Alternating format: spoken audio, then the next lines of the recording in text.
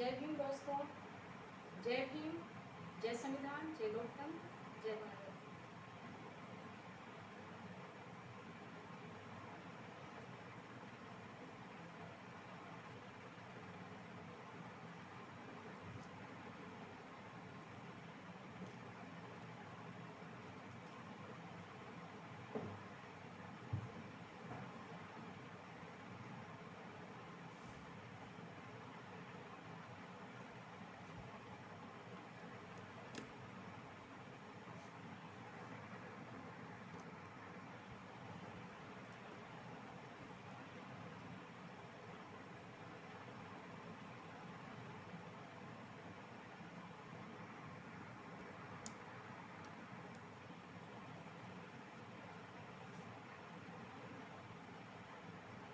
जय भीम दोस्तों।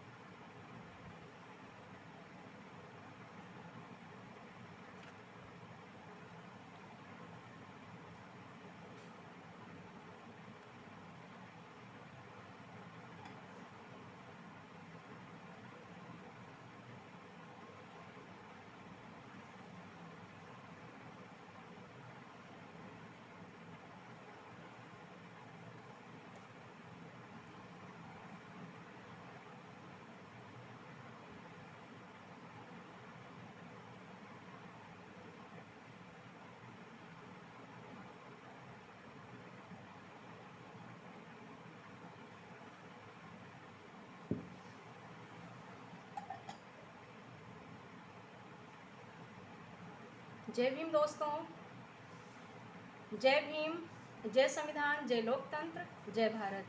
मैं आपकी दोस्त संध्या मैम। आज मैं पढ़ूंगी कॉन्स्टिट्यूशंस आर्टिकल 323 ए 323 ए पार्ट 14 ए ट्रिब्यूनल्स। ट्रिब्यूनल्स क्या होता है उसके बारे में बात की जाएगी। एडमिनिस्ट्रेटिव ट्रिब्यूनल्स, प्रशासनिक अधिकरण। प्रशासनिक अधिकरण क्या है, उसका कार्य क्या होता है और उसके उद्देश्य क्या हैं, तो उसके बारे में आज मैं बात करूंगी। प्रशासनिक अधिकरण, इसकी स्थापना कैसे हुई उसके बारे में। तो ठीक है दोस्तों, चले तो कॉन्स्टिट्यूशंस पार्ट 14 ए ट्रिब्यूनल्स 323 ए कॉन्स्टिट्यूशंस आर्टिकल 323 ए क्या बताता है? ये बताता है एडमिनिस्ट्रेटिव ट्रिब्यूनल्स के बारे में। Constitutions article 323 A says about administrative tribunals.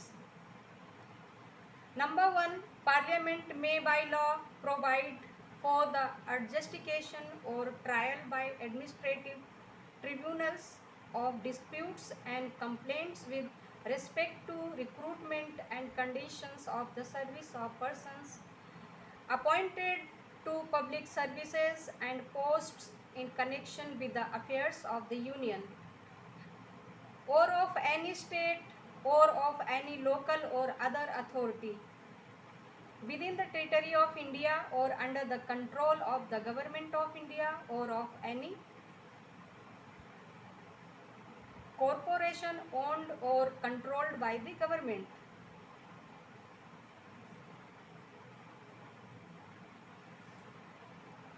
Number 2, a law made under clause 1st may number A provide for the establishment of an administrative tribunal for the Union and a separate administrative tribunal for each state or for 2 or more states. Number B specified the adjudication powers including the power to punish for contempt and authority which may be exercised by each of the said tribunals. Number B, specified the jurisdiction, powers including the power to punish for contempt and authority which may be exercised by each of the said tribunals. Number C, provide for the procedure including provisions as to limitation and rules of the evidence to be followed by the said tribunals. Number D, exclude the jurisdiction of all courts. Exclude the jurisdiction of all courts except the jurisdiction of the Supreme Court. Under Article 136, with respect to the disputes or complaints referred to in clause first. Number E, provide for the transfer to each such administrative tribunal of any cases pending before any court or other authority immediately before the establishment of such tribunal as would have been within the jurisdiction of such tribunal if the causes of action on which such suits or proceedings are based had arisen after such establishment. Number F,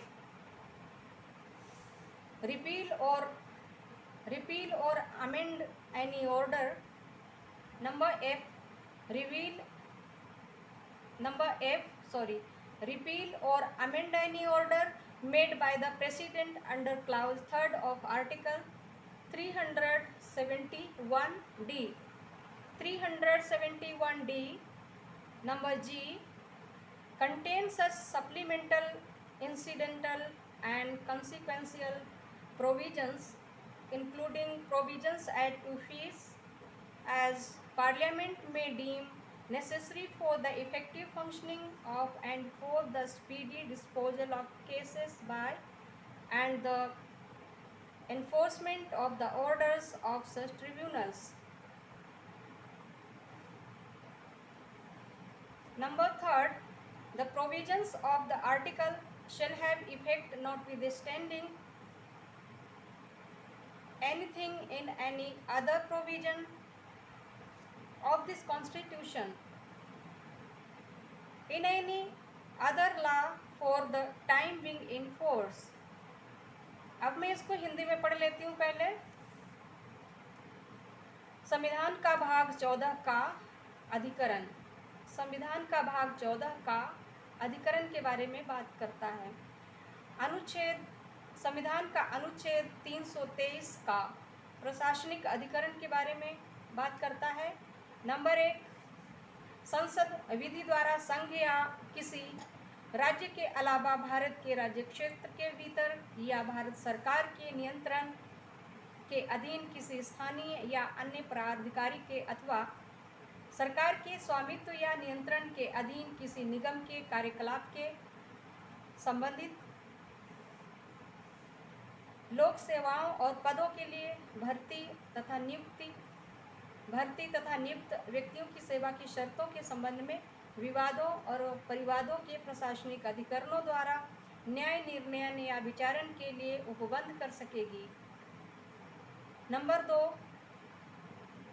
खंड 1 के अधीन बनाई गई विधि। Number का संघ के लिए एक प्रशासनिक अधिकरण और प्रत्येक राज्य के लिए अथवा 2 या अधिक राज्यों के लिए एक पृथक प्रशासनिक अधिकरण की स्थापना के लिए उपबंध कर सकेगी। क्या कहा जा रहा है कि संघ के लिए, यूनियन के लिए प्रशासनिक अधिकरण वो एक होगा और प्रत्येक राज्यों के लिए या फिर 2 या अधिक राज्यों के लिए एक पृथक प्रशासनिक अधिकरण की स्थापना के लिए उपबंध कर सकेगी। नंबर का उक्त अधिकरणों में से प्रत्येक अधिकरण द्वारा प्रयोग की जाने वाली अधिकारिता शक्तियां जिनके अंतर्गत अवमान के लिए दंड देने की शक्ति है और प्राधिकार निर्दिष्ट कर सकेगी। नंबर का उक्त अधिकरणों द्वारा अनुसरण की जाने वाली प्रक्रिया के लिए जिसके अंतर्गत परिसीमा के बारे में और साक्ष्य के नियमों के बारे में उपबंध कर सकेगी।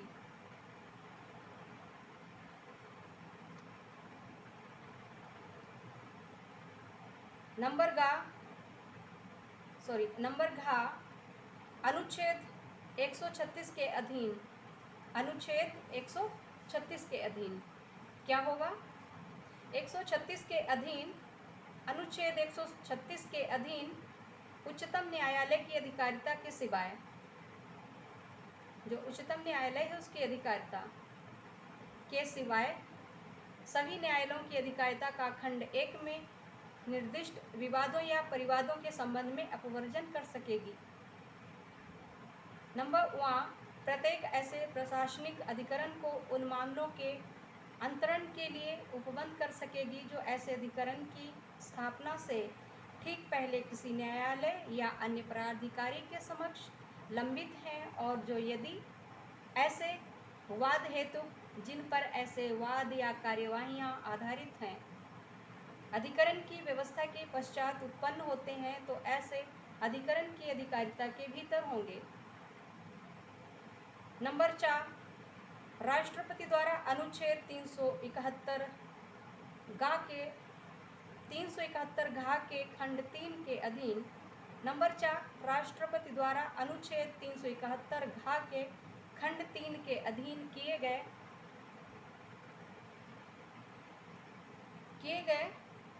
आदेश का निरसन या संशोधन कर सकेगी। नंबर 6 ऐसे अनुपूरक, आनुषंगिक और पारिणामिक उपबंध जिनके अंतर्गत फीस के बारे में उपबंध है अंतर्विष्ट कर सकेगी।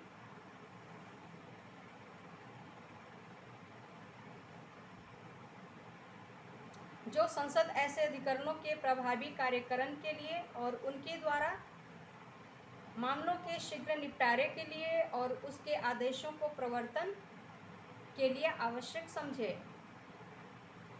नंबर 3 इस अनुच्छेद के उपबंध इस संविधान के किसी अन्य उपबंध में या तत्समय प्रवृत्त किसी अन्य विधि में किसी बात के होते हुए भी प्रभावी होंगे। तो ये था अनुच्छेद 323 का प्रशासनिक अधिकरण के बारे में। अब मैं नेक्स्ट वीडियो में पढ़ूंगी 323 का अन्य विषयों के लिए अधिकरण। तो अन्य विषयों के लिए अधिकरण उसके बाद अनुच्छेद 323 खा में की जा रही है या की जाएगी, तो फिर मैं उसको बताऊंगी। तब तक के लिए जय भीम, जय संविधान, जय लोकतंत्र, जय भारत। और हाँ, मेरे चैनल को सब्सक्राइब कर देना प्लीज़, और साथ ही साथ मेरे वीडियो को सुने। आवाज़ ना आती हो तो संविधान की बुक लें, उसमें से पढ़ें, पर पढ़ें ज़रूर, सुने ज़रूर कहीं ना कहीं से। तो ठीक है दोस्तों, जय भीम।